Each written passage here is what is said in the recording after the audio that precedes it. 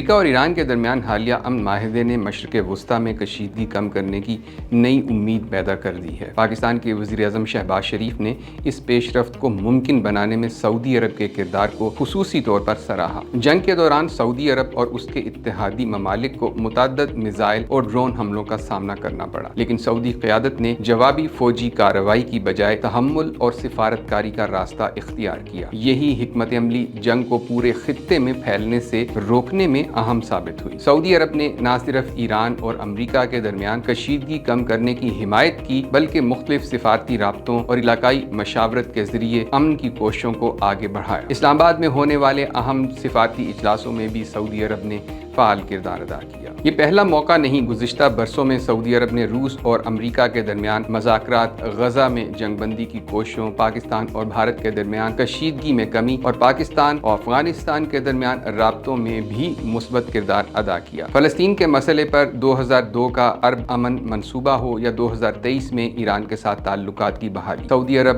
مسلسل مذاکرات اور مفاہمت کی پالیسی کو فروغ دیتا رہا ہے۔ آج سعودی عرب خود کو صرف ایک علاقائی طاقت کے طور پر نہیں بلکہ عالمی امن، استحکام اور معاشی ترقی کے ایک مؤثر شراکت دار کے طور پر منوا رہا ہے۔ مزید خبروں اور اپڈیٹس کے لیے دیکھتے رہیے VNews.pk۔